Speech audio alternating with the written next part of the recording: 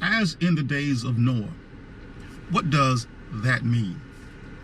Now, I watched a video this morning where there was an individual who was talking about that we must live by the book. And he was referring to the Bible. But that is not what Jesus taught. Jesus told the devil at Matthew chapter 4, verse 4, "Man shall not live on bread alone, but on every word that comes out of God's mouth." I think that most, if not all, Bible-based religious groups place far too much emphasis on the book, that is, the Bible, rather than every word that comes out of God's mouth. The assumption is that the book, that is, the Bible, is the Word of God.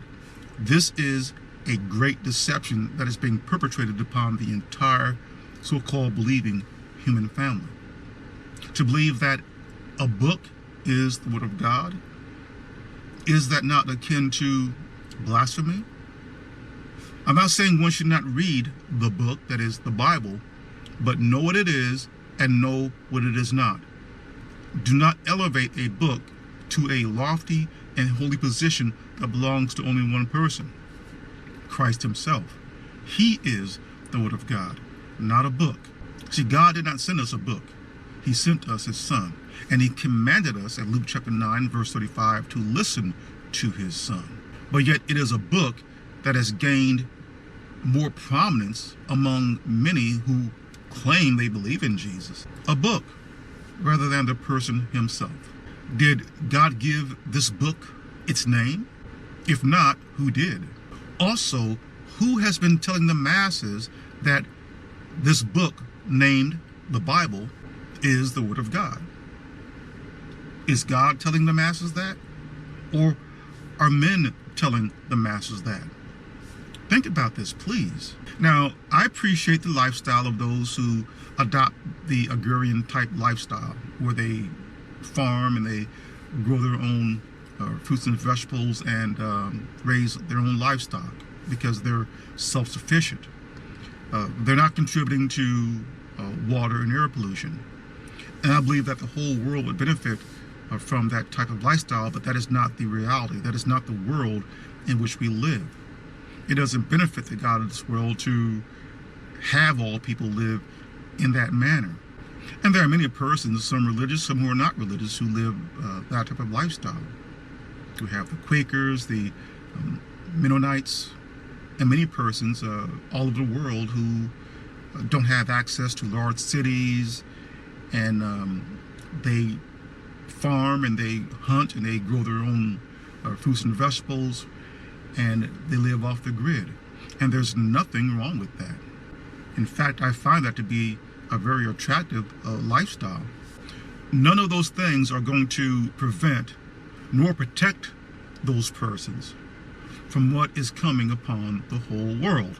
It's destruction, as it was in the days of Noah. Now, Jesus mentioned there at Matthew chapter 24, verse 40 through 41, 2 men will be in the field, one will be taken and the other left. 2 women will be grinding with a hand mill, one will be taken and the other left.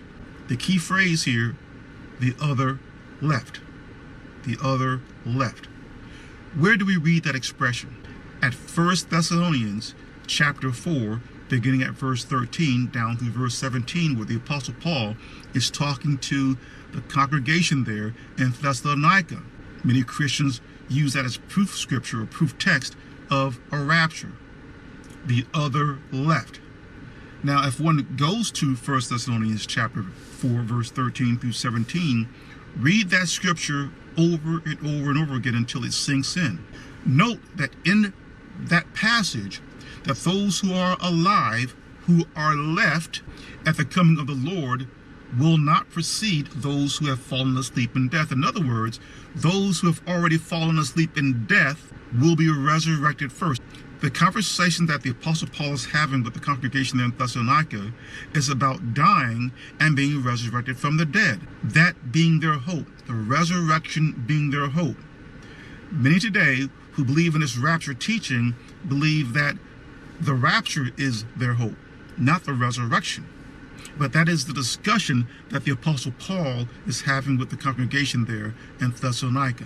The resurrection. And not being like the rest of mankind who have no hope. That if Jesus died and was resurrected, so will they. So those who have already fallen asleep in death will be resurrected first. Those who are still alive will not precede those persons in the resurrection. So those who have already died will be resurrected first. They share in the first resurrection.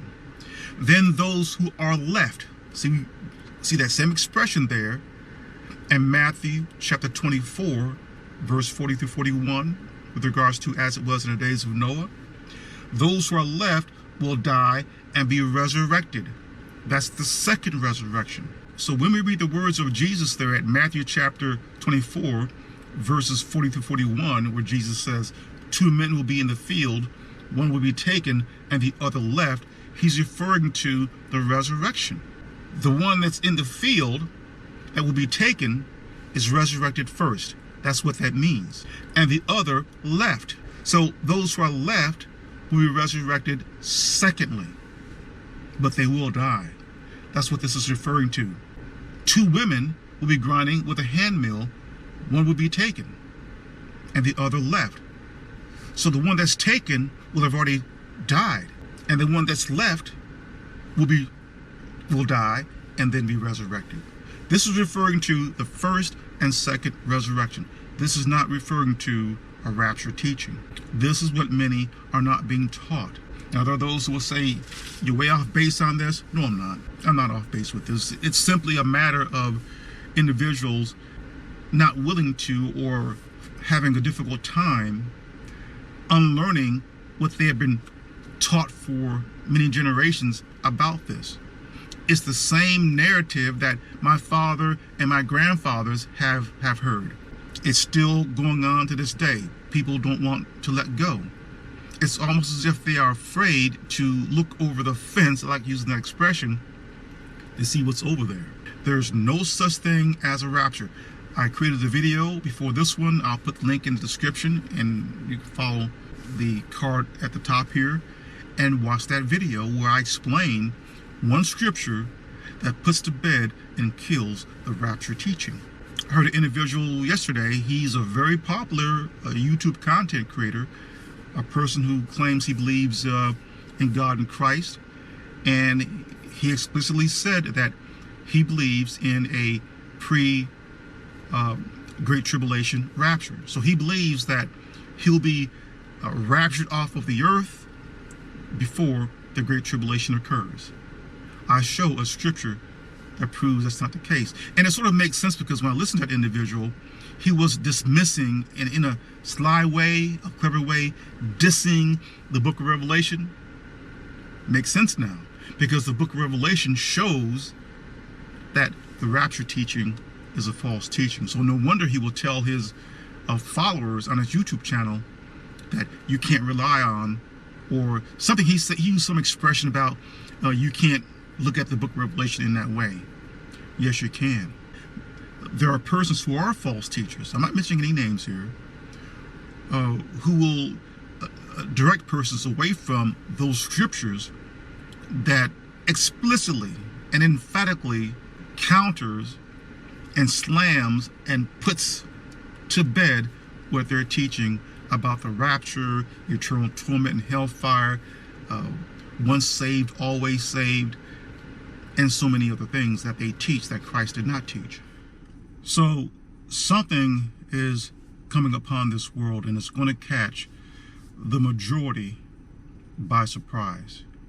Even those within Christianity and the other religious groups who think that they're awake, they are actually in a slumber.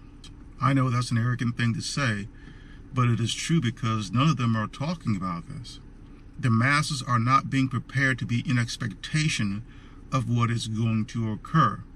This is difficult for me to say, but there's going to be a lot of death on a scale that the world has never witnessed before.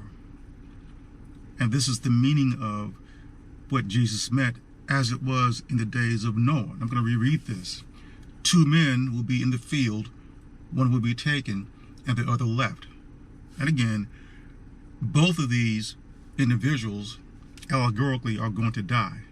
The one that will be taken, those represent the many individuals who will have already died, but they will be resurrected. And the other left represents those individuals who will die later. That's what that means. But they both will die, simply at different times. Two women will be grinding with a hand mill, and one will be taken. The one taken represents persons who will die first. And the other left represents those who will die later. Both of these, the two men in the field and the two women grinding with a hand mill, this represents two resurrections. The first resurrection and the second resurrection. So whether persons live in cities or out on farms, those agrarian type persons who are self-sufficient, and I'm not knocking that lifestyle. In fact, I wish I could live a lifestyle like that, because you're self-sufficient. But no one is going to be spared with regards to what is coming upon the world, because we're told that back in Noah's day, they took no note until the flood was right up on them, and it took them all away. That includes the two men who are in the field, and it also represents the two women grinding with a hand mill. These are people, masses and masses of people. Because back in Noah's day, what was that? That was destruction. So what this is talking about here, as it was in the days of Noah, so the coming of the Son of Man be before the flood. So before Christ returns, there's going to be a warning, and there's going to be mass destruction. The whole world. And keep in mind now, the earth back in Noah's day was not destroyed. There's nothing wrong with the earth. It's worlds. What is a world? Worlds are things that man supplants upon God's earth. The world of Noah's day, destroyed. Later on, the world of Sodom and Gomorrah, destroyed. That's what it's referring to. This world will be destroyed one day. So there you have it. This is R. Jerome Harris, the disciple. Thank you for listening.